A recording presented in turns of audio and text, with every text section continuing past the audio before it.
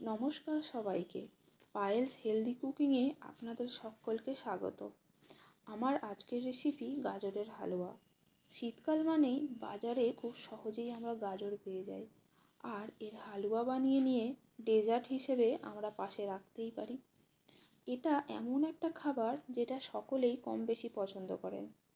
প্রথমেই আমি গাজরের খোসা ভালোভাবে ছাড়িয়ে নিয়েছি, আর এটাকে গ্রেট করে নেব।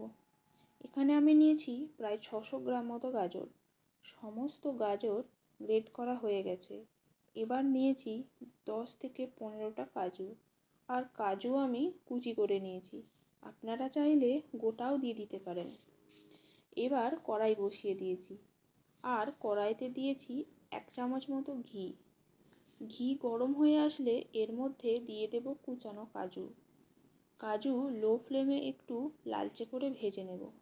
কাজু খুব সহজেই লালচে হয়ে যায় আর পুড়েও যায়, তাই একটু খেয়াল রাখতে হবে।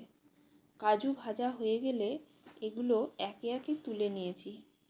এবার কড়াইতে দিয়ে দিয়েছি আবারও 2 চামচ মতো ঘি, আর ঘি ভালোভাবে গরম হয়ে গেলে এর মধ্যে দিয়ে দেব ওই গ্রেট করে রাখা গাজর।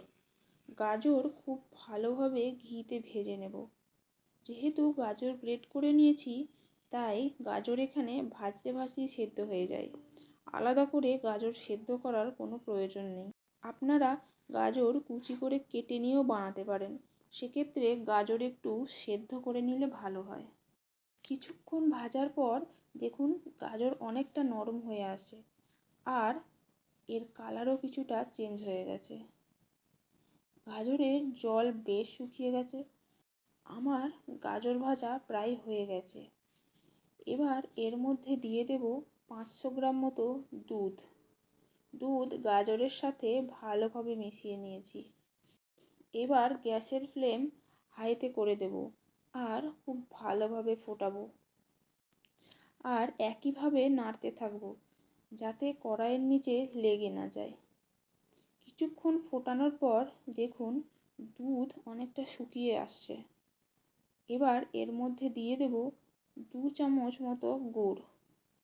আপনারা চাইলে এটা চিনি দিয়েও বানিয়ে নিতে পারেন।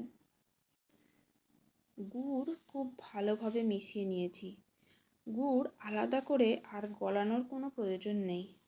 গরম কড়াইতে দেওয়ার সাথে সাথেই দেখুন কেমন গলে গেছে। আর মিষ্টি আপনারা অবশ্যই আপনাদের পছন্দ মতো দিয়ে দেবেন। তবে আমি একটু হালকা মিষ্টি পছন্দ করি, তাই 2 চামচ মতোই গুড় দিয়েছি। এবার সব কিছু খুব ভালো করে মিশিয়ে নিয়েছি।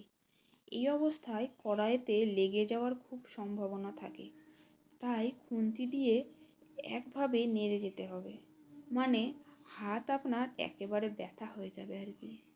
সব কিছু বেশ শুকিয়ে এসেছে। এবার উপর থেকে ছড়িয়ে দেব ওই ভেজে রাখা কাজু, আর কাজু হালুয়ার সাথে খুব ভালোভাবে মিশিয়ে নিয়েছি।